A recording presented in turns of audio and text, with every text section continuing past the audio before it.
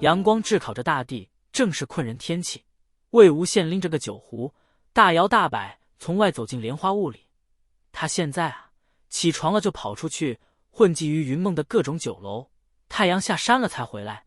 他已经很久没有体会过太阳的毒辣了。即使已经接近傍晚，仍然很热。魏无羡从酒楼走回来的那一点点路，也能把他晒得浑身冒汗。他被阳光刺的眼睛有些睁不开，抬手在额前遮了遮，这才看清了现在的莲花坞。遭遇变故，重建后的莲花坞与之前有些不一样了，又或许是心境不一样了。现在云梦江氏的家风多少也与以前不大一样了。往日的哄笑大闹都已经是记忆中的模样，但今日却是久违了的热闹。一大群人在前院聚集，忙着搬一大堆东西。江城站在正中指手画脚，江城该是要给哪个世家送礼吧？这种事以前也有过，今后肯定也会有，总归是仙门大世家，江城做了宗主，大抵人情世故还是要做的，不能失了云梦江氏的面子。魏无羡向来对这些不感兴趣，想要随意和他打声招呼就走，但江城这个人嗓门特别大，在自己家里做指挥，那就更大了。动作快一点，不用那么小心，都是药材，你们还怕碎了不成？赶紧装车，送到姑苏兰市就行了。魏无羡一听，脚步停下，脱口而出：江城。江城回过头，看到魏无羡还有些意外。魏无羡，我竟然白天看到你了，这吹的是什么风？魏无羡撇撇嘴，这不是知道你要回来吗？江城道：算你聪明。魏无羡成天泡在酒楼，江城是懒得理他，但江厌离不会不理抓不到魏无羡念，只好去念江城。那江城只能去念魏无羡了。今天也是知道去兰陵金氏赴宴的江城要回来了，魏无羡特意回来早一点，省得被他唠叨。看了看那些忙活的门生，魏无羡道：你竟然会给姑苏兰氏送礼，出什么大事了？先不说江城喜不喜欢姑苏兰氏，姑苏兰氏的家风是不收礼的，这一次就送这么多，那不得是超级大事。江城道：还不是礼貌性意思意思。那语气是把他的不情不愿表现得淋漓尽致。江城又道：你很久没去参加宴会了，不知道吧？之前我就听说了，这次见到泽乌君，又听说情况更严重了。听不懂他没头没尾的说些什么，魏无羡真想给他一脚，道：什么事那么严重？你能不能说重点？江城道：哦，就是蓝忘机快死了。魏无羡一惊，抓上江城的肩膀：你说什么？力气之大，让江城觉得肩膀都有些发麻。他道：听说蓝忘机之前夜猎的时候受了伤，邪气入体，现在很严重。哎，你抓那么用力干什么？我肩膀要碎了。他话音刚落，魏无羡便放开了他，转身就跑。江城喊道：魏无羡，你要去哪？魏无羡回头喊道：要你管。他现在连踹江城的时间都抽不出来，不过也不想这么放过他，怒瞪他一眼，又补了一句：你才快死了。魏无羡不过问闲事已经很久，现在也没几个和他混得熟的会主动跟他说仙门中事。平日里是有听过些闲言碎语，不过关于姑苏兰氏，关于韩光俊，众人知道蓝忘机和魏无羡的关系，那都不能简单的用一个叉字来形容，哪敢提？江城就更不会提及蓝忘机了。关于蓝忘机受伤之事，魏无羡只是略有所闻，听到的时候心里已经很在意，想着以蓝忘机和姑苏兰氏的实力，应该不会有事。后来也没怎么听到人传了，魏无羡还以为蓝忘机已经痊愈了，没想到现在会这般严重。魏无羡以最快速度一路行至云深不知处，他这种风云人物，现在有谁不认识？守山门的门生被他的脸色吓了一大跳，不敢怠慢，立刻去通报。出来迎接的是蓝曦臣，见魏无羡头发与衣衫微乱的模样，想来一路上走得很是匆忙。蓝曦臣十分意外，他向来待人有礼，微微一笑，道：魏公子前来姑苏兰氏是有要事？魏无羡这时才想到，是啊，我为什么要来？他听到蓝忘机的伤势严重时，想都没想，直接从云梦冲到了姑苏。可是他有什么理由来姑苏啊？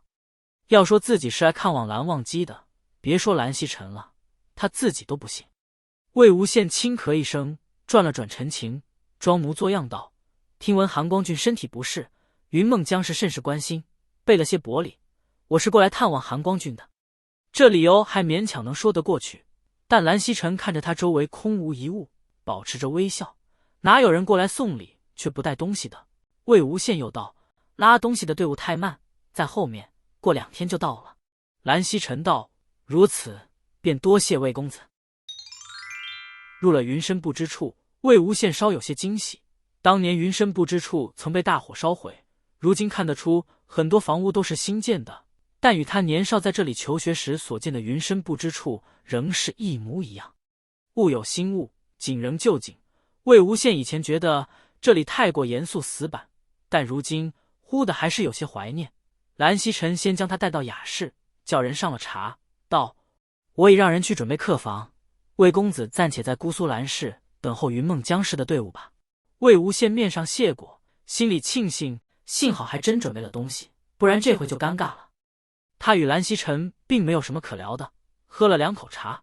魏无羡道：“等着也是等着，泽无君不如带我去看望看望韩光君。”蓝曦臣尽管还是保持微笑，但提起蓝忘机，他面上稍显出了些难色，道：“魏公子，忘机现在的情况不便见人，我代他谢过魏公子的好意。姑苏蓝氏从不是什么遮遮掩掩的家族，蓝曦臣既然这么说，那蓝忘机的情况肯定比魏无羡想的还糟糕，不容乐观。”魏无羡也不多费口舌了，直言道：“泽无君，我听说蓝战是因为邪气入体，是真有此事？”这事外面也有传，并不是什么秘密。蓝曦臣道：“确是如此。夜猎除祟时有危险，被邪气入体并不是什么稀奇的事。以蓝忘机现在的修为，普通的邪气入侵，只要稍作调息便好。严重些的，回了姑苏蓝氏，总有办法能帮他清除的。但这次的邪祟竟能让整个姑苏蓝氏束手无策，着实不简单。”魏无羡见不到蓝忘机，一股不安的感觉在心里徘徊。他管不了蓝曦臣是怎么想，道：“泽无君，你让我看看蓝战，或许我有办法。”蓝曦臣双眼微微睁大，不可置信。魏无羡道：“既然常规方法行不通，何不让我试试？”他说的很有道理，学识渊博的姑苏蓝氏都没有办法的话，整个仙门该是也没谁能找出办法的了。但魏无羡不一样，他修行鬼道，对邪气很有研究，若是他，兴许真能找出不一样的方法来。按蓝启人的吩咐，本不该让外人多知晓此事。蓝曦臣道：“魏公子，你请随我来。”魏无羡年少时在云深不知处四处都捣乱过，竟是却是难得幸免的地方。他也曾有兴趣想来招惹蓝忘机，但因为蓝忘机防守的非常谨慎，魏无羡还未接近就被他赶走了。对于一个男人的房间，魏无羡兴趣并没有很大，看蓝忘机那么小气，不看就不看了，有什么大不了的？后山不比这好玩多了。所以第一次进到净室，魏无羡是十分好奇的，好奇这个小古板捂得这么严实的地方究竟是什么样子。看了之后，也就只有一个感想，就是一个十分符合小古板的古板房间而已。东西非常的少，装饰也就是一些非常文雅的字画。跟着蓝曦臣走进里间，见得一个案几，2个书架，最里面再有一张榻，就没有其他东西了。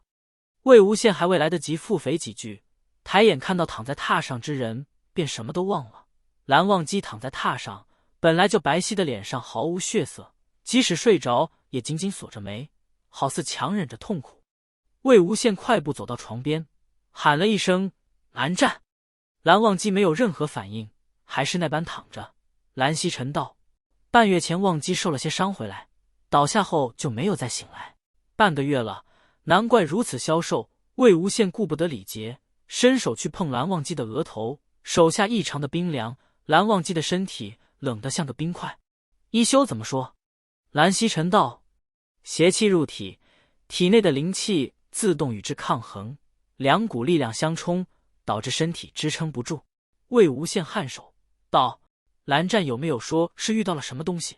蓝曦臣摇头：“忘机是倒在路上被人认出，然后被人送回来的，回来时已经陷入昏迷。能把蓝战伤成这样的邪祟，又没有引起什么恐慌大事，感觉说不通啊。”魏无羡琢磨着，还是先想办法把人弄醒再说，不然这么下去，不病死都得饿死了。魏无羡道：“泽无君，办法我应该是有。蓝曦臣惊喜道：“魏公子真有办法？”魏无羡道：“只是如果泽无君信得过我，就让我独自和蓝湛待着，我试试。”让这种情况的蓝忘机和他单独待着，魏无羡也知道有些强人所难。虽说自己说是来救人的，但别人可能都不信，不得提防着他害蓝忘机啊。不过蓝曦臣却是不一样的，他道：“魏公子是忘机难得的朋友，我当然是信得过的。魏公子若是有什么需要，尽管跟我说。”原来在亲哥的眼里，蓝湛和自己是朋友，这是魏无羡完全没想过的答案。魏无羡不得不佩服这位姑苏蓝氏年轻的家主，眼光如此与众不同，倒是省下了解释的时间。如果你喜欢我分享的小说，请点击订阅频道，欢迎在视频下留言，你们的观看是我剪辑影片的动力，感谢您。